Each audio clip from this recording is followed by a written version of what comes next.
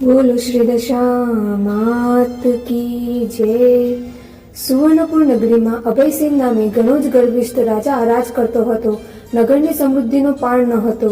રાજાની ગુણિયલ, સંસ્કારી અને અતિ સુશીલ તથા રૂપવતી રાણીનું નામ અનંગસેના હતું। રાણી ઘણી નમ્ર અને ધર્મિષ્ઠ હતી। એ ઘણીવાર રાજાને અહંકાર ન કરવા સમજાવતી, પણ રાજા એની એ વાત કદી ન સાંભળતો। એક દિવસ રાજમહેલના ઝરૂખે બેઠેલી રાણીએ નદીના કિનારે સ્ત્રીઓને વ્રત કરતી જોઈ, તેથી રાણીએ કુતૂહલવશ થઈ તરત દાસીને આજ્ઞા આપી કે નદી કિનારે સોળે શણગાર સજીને તોડે વળેલી સ્ત્રીઓ શું કરે છે એ જાણી લાવ। દાસી દોડતી દોડતી સ્ત્રીઓ પાસે ગઈ અને પૂછવા લાગી, તમે બધા શું કરો છો? ત્યારે એક સ્ત્રીએ જવાબ આપતા કહ્યું, અમે દશામાનું વ્રત કરીએ છીએ। આ વ્રતની વિધિ એવી છે કે સૂતરના 10 તાર લઈ 10 ગાંઠ વાળવી, ગાંઠે ગાંઠે કંકુના ચાંદલા કરવા। ત્યારબાદ સ્ત્રીએ વ્રત ક્યારે કરવું, કેવી રીતે કરવું વગેરે જણાવ્યું। દાસીએ મહેલમાં આવીને રાણીને બધી વાત કરી। ધાર્મિક સ્વભાવની રાણીને પણ આ વ્રત કરવાની ઈચ્છા થઈ। મનમાં વ્રત કરવાનું નક્કી કર્યું। એણે રાજાને આ વાત જણાવી તો અહંકારી રાજાએ ના પાડી દીધી અને કહ્યું, આ વ્રત તો ગરીબ ગુરખા માટે છે। તને તો ઘણી સાહેબી છે, ધન દોલત, નોકર ચાકર, બાગ બગીચા, રાજપાટ બધું છે, માટે આ વ્રત કરવાનું જ છોડી દે। રાજાના અભિમાન ભર્યા વચન સાંભળી રાણીનું દિલ દુભાયું। એ જાણતી હતી કે ગમે તેવા સમજાવટ છતાં અભિમાની રાજા એકનો બે થવાનો નથી। રાજાએ અહંકાર, ગર્વ અને અભિમાનમાં ચકચૂ થઈને દશામાના વ્રતનું અપમાન કર્યું, તેથી દશામાના ક્રોધનો પાર ન રહ્યો। માએ રાજાના સપનામાં આવીને એક જ શબ્દ કહ્યો, પડું છું। બીજા જ દિવસે પડોશી રાજા લાવ લશ્કર સાથે ચડી આવ્યો। આવા અણધાર્યા હુમલાથી રાજા અભયસિંહ ગભરાયો।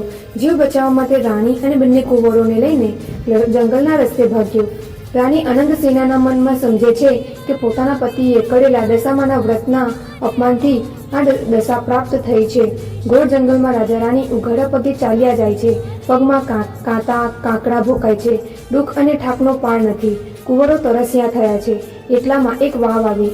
રાજા પાણી લેવા માટે વાવમાં ઉતર્યો। પાછળ બંને કુંવરો ઉતર્યા તો દશામાએ અદ્રશ્ય રહીને બંને કુંવરોને ખેંચી લીધા।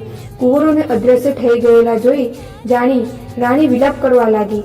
રાજા પણ મનમાં સમજી ગયો કે નક્કી આ દશામાનો કોપ છે। એ રાણીને આશ્વાસન આપતા સમજાવે છે કે જેને આપ્યા એણે જ લઈ લીધા, હવે એ જ આપશે। રુદન કરતી રાણીને સમજાવતો રાજા આગળ ચાલ્યો। થાકના લીધે બંનેના પગ ઘસડાય છે। પગમાં વેઢાના કાંટા ભોકાય છે, તેથી પીડાનો પાર નથી। રસ્તામાં એક વાડી આવી। રાજાને થયું કે હાશ, બે ઘડી વિસામો તો મળશે, પણ રાજાએ એ વાડીમાં જેવો જ પગ મૂક્યો તો ખીલેલા ફૂલો કરમાઈ ગયા। વાડીનો માળી વિચાર કરવા માંડ્યો, નક્કી આ માણસ પાપી પગલાનો છે, તેથી મારી લાકડી લઈને રાજાને મારવા દોડ્યો। રાજા રાણી માંડ બચીને ભાગ્યા।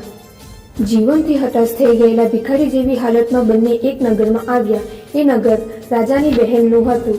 રાજાને આશા હતી કે બહેન જરૂર આશરો આપશે। તેને પાદરેથી પોતાની બહેનને સંદેશો મોકલાવ્યો, તેનો ભાઈ આવ્યો છે। બહેનને પોતાના ભાઈને સોનાની ગાગરમાં સુખડી મોકલાવી અને સાથે સોનાની સાકર મોકલાવી, પણ સોનાની ગાગર પિત્તળની બની ગઈ હતી। સુખડી ઈંટના કટકા બની ગઈ અને સોનાની સાકરના બદલે ફૂફાડા બાળતો કાળોતરો નાગ નીકળ્યો। રાજા વિચાર કરે છે કે મારી સગી બહેન મને મારી નાખવા આવું ન કરે, નક્કી આ દશામાના કોપને કારણે જ થયું છે। આવો વિચાર કરી રાજાએ ગાગરમાં ત્યાં જ દાટી દીધી અને રાણીને લઈને આગળ ચાલ્યો। ચાલતા ચાલતા એક નદી આવી। નદીના કાંઠે ચીબડાના વાડા છે। રાજા બે હાથ જોડી વાડાના માલિકને કરગરવા લાગ્યો, ભાઈ 7 દિવસના ભૂખ્યા છે, દયા કરી એક ચીબડું આપો। ખેડૂતને દયા આવવાથી એક ચીબડું આપ્યું। રાજાએ નક્કી કર્યું કે આગળ જઈને થોડો વિશ્રામ કર્યા પછી ચીબડું ખાવું અને ભૂખ સમાવવી। હવે પૂર્વે બન્યું એવું કે એ ગામના રાજાનો કુંવર 2 દિવસ પહેલા રિસાઈને ભાગી ગયો હતો। સિપાહીઓ કુંવરની શોધમાં નીકળ્યા હતા। દશામાના કોપના કારણે રાજાના હાથમાં જે ચીપડું હતું તે કુંવરનું માથું બની ગયું। આ માથા પર નજર પડતા જ સિપાહીઓએ દોડીને રાજા અભયસિંહને પકડી લીધો, દોરડાથી બાંધી દીધો, લાટો મારતા નગરમાં લઈ ગયા। નગરના રાજાને બધી વાત કરી। રાજાએ પોતાના કુંવરની હત્યા કરવા બદલ અભયસિંહને કાળ કોટડીનો હુકમ આપી બંદીખાનામાં નાખી દીધો। રાજા વગર વાંકે કેદ થયો, તેથી રાણી અનંગસેના પર દુઃખોનો પહાડ તૂટી પડ્યો। એ રોજ જંગલમાં જતી, લાકડાનો ભારો લઈ આવતી, એ વેચીને જે પૈસા મળે તેનાથી પેટનો ખાડો પૂરતી। આમ દિવસો પસાર થવા લાગ્યા। અષાઢ મહિનો આવ્યો। અનંગસેનાએ અષાઢની અમાસે એટલે કે દિવાસાના દિવસે દશામાનું વ્રત શરૂ કર્યું। દશામાના વ્રતના 10 દિવસ નકોરડા ઉપવાસ કર્યા અને માની ભક્તિ કરી। રાણી અનંગસેનાની અપાર ભક્તિ જોઈ દશામાનો કોપ સપાઈ ગયો। માએ રાણીને આશીર્વાદ આપતા કહ્યું કે કાલે તને તારો પતિ પાછો મળશે. એ જ રાતે દશામાએ નગરના રાજાને સ્વપ્નમાં જે આદેશ આપ્યો કે તે નિર્દોષ માણસને કેદમાં પૂર્યો છે. તારો કુંવર તો એના મોસામાં લીલા લહેર કરે છે, સવારે પાછો આવી જશે. સવાર પડતા જ દશામાની કૃપાથી કુંવર પાછો આવી ગયો. રાજાએ જાતે જઈને અભયસેનને બંદીખાનામાંથી મુક્ત કરી ક્ષમા માંગી. એટલું જ નહીં, ખૂબ ધન પણ આપ્યું. રાજા રાણી રથમાં બેસી સુવર્ણપુર આવવા નીકળ્યા. રસ્તામાં બહેનનું નગર આવ્યું. રાજાને પેલી ગાગર યાદ આવી. પાડરે આવી ખાડો ખોરીને જોયું તો પિત્તળની ગાગર સોનાની બની ગઈ હતી. ગાગરમાં સોનાની સાકર અને સુખડી હતી. એટલામાં બહેન પણ આવી. આગ્રહ કરી ભાઈ ભાભીને ઘરે લઈ ગઈ. 2 દિવસ રોકાઈને રાજા રાણી આગળ ચાલ્યા. રસ્તામાં વાવ આવી. જોયું તો વાવના કાંઠે રસ્તામાં વૃદ્ધ ડોશીનું રૂપ ધારણ કરી ઊભા હતા. બંને કુંવરો એમની આંગળી પકડીને ઊભા છે. રાજા રાણી તરત જ માતાજીને ઓળખી ગયા અને લાકડીની જેમ તેમના પગમાં પડ્યા.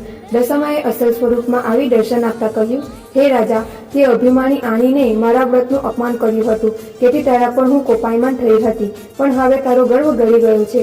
વળી તારી રાણીએ ભાવથી મારું વ્રત કર્યું છે, તેથી હું પ્રસન્ન થઈ છું. તારું રાજ તને પાછું મળી જશે.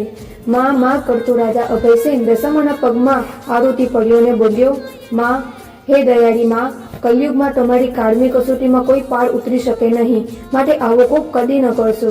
દશામાં મીઠું મધુર હાસ્ય વેરતા બોલ્યા, તારી વાત કબૂલ કરું છું. કલયુગમાં જે કોઈ મારી કથા સાંભળશે, સંભળાવશે, લખશે, તેની દશા સદા સારી રહેશે. આમ કહી દશામાં અદ્રશ્ય થઈ ગયા. રાજા રાણી બંને કુંવરો સાથે પોતાના રાજ્યમાં આવ્યા. અભયસેનના સેનાપતિએ પડોશી રાજાને હરાવીને રાજ પાછું મેળવ્યું. રાજા રાણી આનંદપૂર્વક દિવસો પસાર કરવા લાગ્યા. હે દશામાં, જેવા રાજા રાણીને ફળ્યા તેમ વ્રત કરનાર સર્વેને ફળજો. બોલ શ્રી દશા માત કી જય.